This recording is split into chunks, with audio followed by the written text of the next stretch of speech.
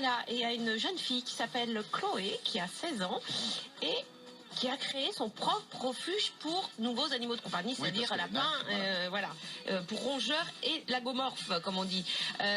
Chloé, bonjour. Bonjour. Bonjour Chloé. Alors, tu es fondatrice du refuge pension Les Grandes Oreilles. C'est à Saint-Romain de Jalionas, j'espère que je prononce bien le nom, dans l'Isère.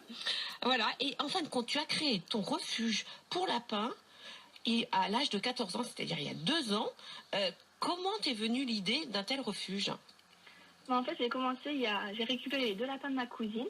Oui. Et après, il y a des particuliers, des connaissances qui m'ont donné leurs lapins. Et après, on s'est dit, il faut officialiser tout ça. Donc, on a créé l'association.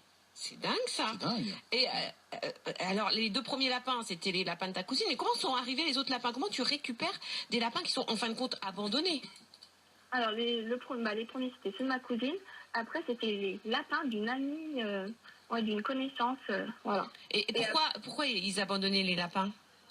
Alors, ces gens-là, ils avaient récupéré le lapin chez une amie, ils l'avaient laissé dans le garage. Du coup, ils l'ont pris et ils ont dit, faut qu'on trouve une solution. Et vu que moi, j'avais plein de poules à ce moment-là, des lapins, voilà. Mais pourquoi les gens abandonnent les lapins? Parce qu'un lapin, ça coûte pas très cher à la base. C'est souvent pour les enfants, c'est mignon, ça prend pas de place. Mais bon, c'est bien l'inverse. Un lapin, ça a bien son petit caractère et il faut beaucoup de temps. Et beaucoup d'espace aussi. Voilà.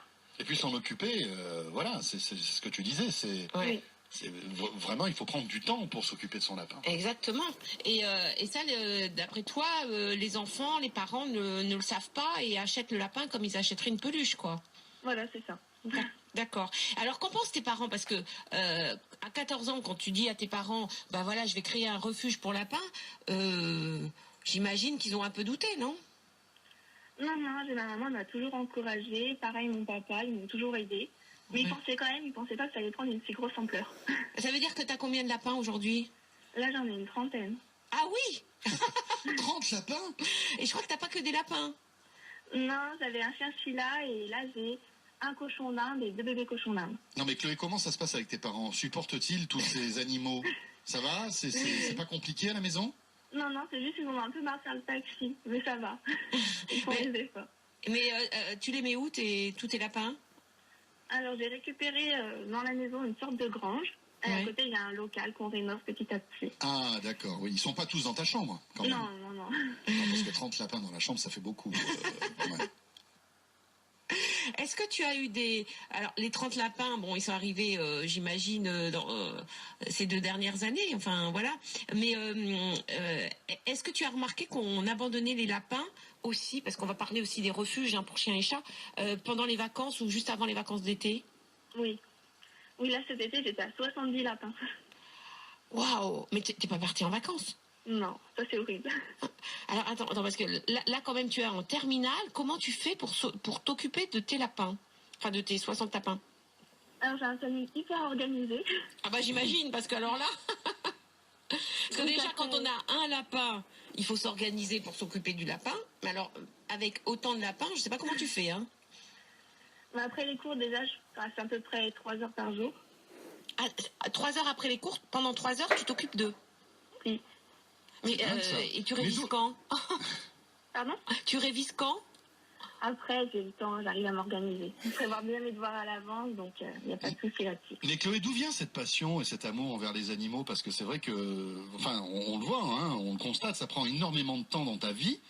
Qu'est-ce qui s'est passé? Quel a été le déclic, en fait? Ça, je sais pas du tout. J'ai toujours eu des animaux à la maison, donc... D'accord. J'ai toujours eu des lapins, des cochons d'Inde, toujours. Tu vas être vétérinaire? Je suis pas sûre quand même. Mais tu aimerais avoir, trouver un travail qui a un lien avec les animaux ou pas forcément? Là, c'est compliqué parce que je dois faire mes vœux en janvier et j'ai un peu du mal à savoir si je reste dans les animaux ou pas. Oh, il y a les prépas veto, c'est pas bien. Après, en tout cas, dans tous les cas, je garderai le refuge. Ah, mais de toute façon, c'est devenu une association. Juste une chose, comment tu finances? Bon, il y a quand même la nourriture, la litière des lapins, les soins, parce que je suppose qu'il y en a quelques-uns qui sont malades. Comment tu finances tout ça? Alors, pour la nourriture, je fais des opérations caddie. Des opérations caddie. C'est-à-dire que tu vas dans un supermarché et tu mets en avant ton association pour que les gens achètent de la nourriture pour tes lapins, c'est ça? Ouais, sauf que ça marche pas aussi bien. Ah, Donc, il faut être devant les caisses et prendre un paquet et limite mettre le paquet dans le casier des gens. ah oui. Oui, mais ça. Bah, bon, après, avec Noël, peut-être qu'ils vont être plus généreux. Oui. Et Donc, sinon? Après, je fais des cagnottes en ligne. Ouais. Donc, pour que les gens ils puissent se mettre. Après, je propose aussi un service de parrainage. On peut parrainer un lapin. Voilà, c'est C'est ça. dingue ça. Et tu arrives donc à récolter assez d'argent pour faire vivre tout ce petit beau monde. Alors, ça dépend certains mois. Mais tu as comment dire, des personnes qui sont adhérentes à ton association qui t'aident? Oui, j'ai une personne qui s'appelle David Chauvet qui me parraine depuis 1 an et demi. Waouh. D'accord. Mais d'un point de vue pratique, est-ce que tu as des copines qui t'aident ou des copains? Non. Pas des copines d'école. Ah bah alors. Mais qu'est-ce qu'elles font? C'est pas possible ça. Ils n'ont un peu rien à faire. Après, c'est des bénévoles que j'ai trouvés. On a à peu près tous le même âge. Et tous les dimanches, ils viennent au refuge pour m'aider pour la porte ouverte ou voilà, pour les nettoyer. Bon, écoute, Chloé, puisque tu passes à la radio, est-ce que tu veux passer un petit message pour que peut-être certains auditeurs t'aident? Oui, je veux bien. Alors vas-y, on t'écoute. Fais ta pub, hein, ça y est, c'est parti. Alors voilà, on va organiser le marché de Noël de Saint-Romain-de-Pérignac. Donc si certaines personnes sont là pour venir nous voir, il n'y a pas de souci, ça nous aiderait. Et aussi, si vous avez des petits dons à faire, nourriture en argent, il n'y a pas de souci parce qu'on compte faire des travaux, éviter les cages et mettre les lapins dans des enclos. Eh ben oui. D'accord. Ok. Et puis, Alors, je suppose que tu cherches aussi des adoptants pour tes lapins. Oui, oui, oui. Voilà. Alors tu es pour dans le... ça, il faut partager la page Facebook, c'est là où ça marche le plus. alors, justement, donne-nous ta page Facebook. Donc c'est les Grandes Oreilles Refuge. Les Grandes Oreilles Refuge, d'accord. Et voilà, et puis on mettra le lien aussi sur notre page Facebook, comme Voilà. ça, les gens pourront s'y inscrire. Chloé, bah, écoute, super. Moi, je suis Merci. impressionné parce qu'à 14 ans, avoir autant de responsabilités, c'est vraiment... Enfin, tu mènes ça un petit peu comme un petit chef d'entreprise, et je trouve ça assez impressionnant. C'est très bien. Je pense que tu iras loin, Chloé. Ouais. Que ce soit dans les Merci. animaux ou pas, mais tu iras loin. Voilà. Ouais, non, mais ce qui est incroyable, c'est que tous les soirs, tu passes 3 heures Ouais, à non, t'occuper non, des c'est lapins. dingue. Ce qui est